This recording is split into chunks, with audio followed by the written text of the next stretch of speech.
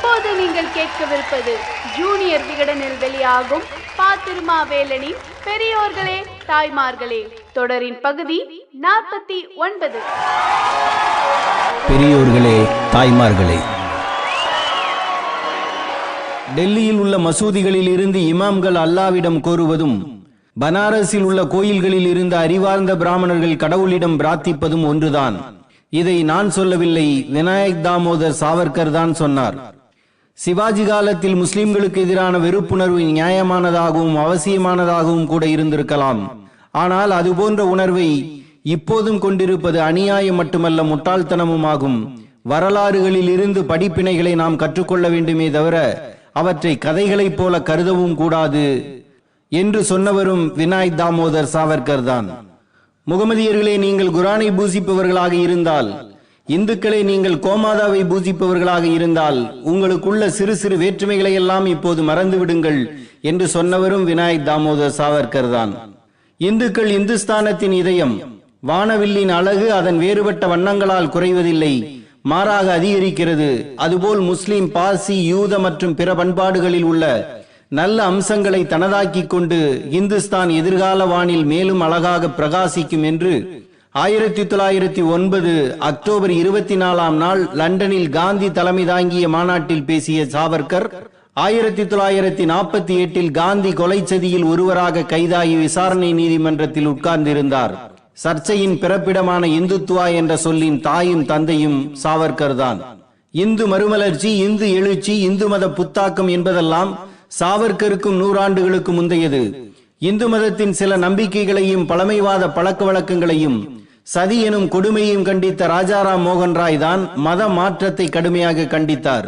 ஆரிய சமாஜம் கண்ட தயானந்த சரஸ்வதி மதம் மாறி சென்றவர்களை மீண்டும் இந்து மதத்துக்கே அழைத்து வர முயற்சித்தார்.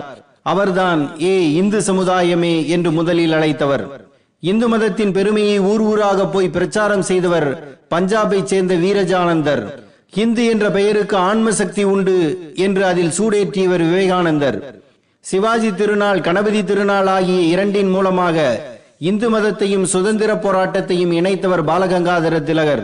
நாட்டை புனித சக்தியாக உருவகப்படுத்தி இந்து மதத்தை அதன் இதயமாக கட்டமைத்தவர் அரவிந்தர். இந்த வழித்தடத்தில் வந்த சாவர்கரும் ஆரம்ப கட்டத்தில் மதத்தின் புனிதத்தன்மையை நாட்டுக்கு ஏற்றி இந்திய மக்கள் அனைவரையும் ஒற்றுமையுடன் பிரிட்டிஷ் ஆட்சிக்கு எதிராக ஒன்று திரட்டவே எரிமலை அல்லது இந்திய சுதந்திர யுத்தம் என்ற புத்தகத்தை 1908 மராத்தியில் எழுதினார். அப்போது அவருக்கு வயது 24.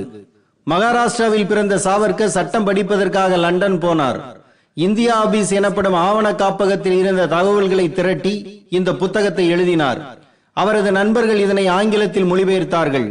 உடனடியாக இந்த புத்தகம் பிரிட்டிஷ் அரசால் தடை செய்யப்பட்டது. ஓருயிர் சகோதரர்களாக இருந்து 1857 புரட்சியை இந்துக்களும் முஸ்லிம்களும் எப்படி நடத்தினார்கள் என்பதே அந்த புத்தகத்தின் கரு. முஸ்லிம்களின் தியாகத்தை புகழ்ந்து இதுபோல் இன்னொரு நூல் எழுதப்படவில்லை. சாவர்கரின் வர்ணனைகளை அசோக் மேத்தா பெருமையாக எழுதியிருக்கிறார்.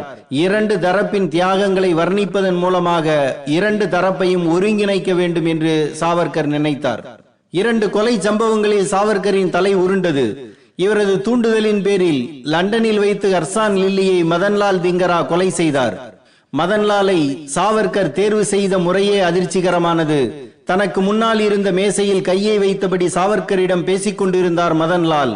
திடீரென ஒரு கத்தியை எடுத்து சாவர்கர் அந்த மேஜையில் குத்தினார். அதிர்ச்சியோ பதற்றமோ இல்லாமல் இருந்தார் மதன்லால். அச்சப்படாத மனம் படைத்தவனே அதற்கு சரியான ஆள் என்று மதன்லாலை தேர்வு செய்தார் சாவர்கர். இதில் சாவர்கருக்கு எதிரான சாட்சி இல்லை. அதனால் இவர் கைது செய்யப்படவில்லை. நாசிக்கில் மாவட்ட நீதிபதி AMD ஜான்சன் ஒரு திரையரங்கத்தில் வைத்து கொலை செய்யப்பட்டார். இதில் கைதானார் சாவர்கர். இந்த வழக்கில் தண்டனை பெற்று அந்தமானுக்கு நாடு கடத்தப்பட்டார். அந்தமான் சிறை அவரை பல வழிகளில் மாற்றியது. இந்து தூய்மைவாதம் அவருக்கு அந்தமானில் அரும்புகிறது. சுத்தி என்ற இயக்கத்தை தொடங்கினார். இந்து முஸ்லிம் ஒற்றுமைக்காக இந்த இயக்கத்தை தொடங்கியதாக சொன்னாலும் இந்துக்கள் பெரும்பான்மை என்றும் அவர்களது ஆளுகைக்கு கீழ் முஸ்லிம்கள் அமைதியாக வாழ வேண்டும் என்றும் சொன்னார் சாவர்கர். இந்த நோக்கத்தை செயல்படுத்துவதற்காக வெளியில் வர நினைத்த சாவர்கர் பிரிட்டிஷ் அரசுக்கு 1911 ஜூலை 4ஆம் நாள் கருணை மனு போட்டார். 1918 மற்றொரு கருணை மனுவும் போட்டார். 1923ஆம் ஆண்டு சிறையில் இருந்து அவர் எழுதிய புத்தகம்தான் இந்துத்துவா. ஒரு மராத்தா என்ற புனைப்பெயரில் இந்த புத்தகத்தை எழுதினார். இந்து மதம் என்பது வேறு, இந்துத்துவா என்பது வேறு என்றார் சாவர்கர். புவியியல் தேசியம் என்பதை கலாச்சார தேசியமாக மாற்றினார். காஷ்மீர் முதல் கன்னியாகுமரி வரை வாழ்பவர்கள் அனைவரும் இந்துக்கள் என்பது புவியியல் தேசியம். இந்துத்துவாவை பின்பற்றுபவர்கள் மட்டுமே இந்தியர்கள் என்பதே கலாச்சார தேசியம். 1924 5 ஆண்டுகளுக்கு எந்த அரசியல் நடவடிக்கைகளிலும் ஈடுபடக்கூடாது என்ற நிபந்தனையின் அடிப்படையில் சாவர்கர் விடுதலை செய்யப்பட்டார். அந்த தடை கொஞ்சம் கொஞ்சமாக நீடிக்கப்பட்டு 1937 தான் அது முழுமையாக நீக்கப்பட்டது. இப்படி நீக்கப்பட்ட பிறகு நடந்த மாநாட்டில் தான் இந்தியாவில் இந்துக்களுக்கு என்றும் முஸ்லிம்களுக்கு என்றும் 2 நாடுகள் உள்ளன என்று சாவர்கர் முதலில் சொன்னார். RSS அமைப்பின் அகில இந்திய பொதுச் செயலாளராக இருந்த KV Seshadri the tragic story of partition என்ற புத்தகத்தை எழுதினார். தேச பிரிவினையின் உண்மையான வரலாறு என்று இந்த புத்தகம் தமிழில் மொழிபெயர்க்கப்பட்டு தமிழக RSS ஊழியர்களின் கோவில்பட்டி பேரணியில் வெளியிடப்பட்டது. இந்த சேஷாத்ரி தான் கோல்வார்கரின் சிந்தனைகளை தொகுத்து ஞானகங்கை என்ற பெயரில் புத்தகமாக வெளியிட்டவர். ஒத்திசைவுடன் கூடிய ஒரே தேசம் என்று இந்தியாவை இன்று நாம் கருதிவிட முடியாது. அதற்கு மாறாக இந்து முஸ்லிம் என்ற பிரதானமான 2 தேசங்கள் உள்ளன என்ற சாவர்கரின் பேச்சை குறிப்பிட்ட சேஷாத்ரி முற்றிலும் எதிர்பார்க்கப்படாத வட்டாரத்தில் இருந்து எழுந்த தற்செயலான குரலும் முஸ்லிம் லீக்குக்கு உதவியாக அமைந்துவிட்டது என்று எழுதினார். சாவர்கரின் உரை பத்திரிகைகளில் பிரசுரமானதாகவும் அதை படித்த தேசியவாதிகள் அதிர்ச்சியடைந்ததாகவும் சேஷாத்ரி கூறினார். இதற்கு 3 ஆண்டுகள் கழித்தே பாகிஸ்தான் பிரிவினையை ஜின்னா கையில் எடுத்தார்.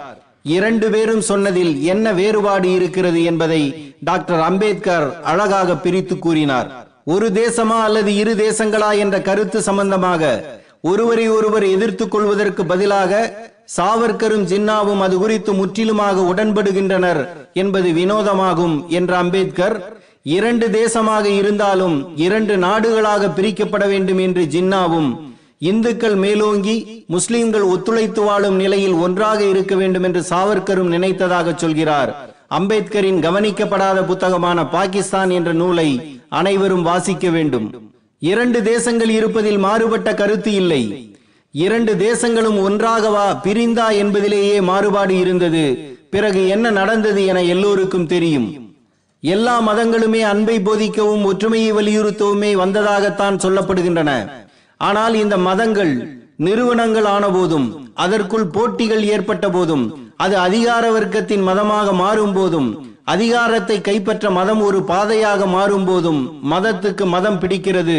இன்று நாம் பார்ப்பது ஆதிகால மதத்தை அல்ல, சதிகால மதத்தை.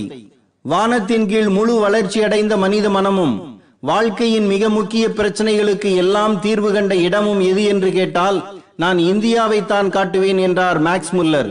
அமைதியை உருவாக்கவும் அன்பை போதிக்கவும் உருவாக்கப்பட்டதாக சொல்லப்படும் மதமே மனித மனத்தை அழுக்கு ஆக்கவும் பிரச்சனைகளுக்கு பிதாவாக மாறவும் காட்சியளிப்பது மோசங்களில் மிக மோசம்.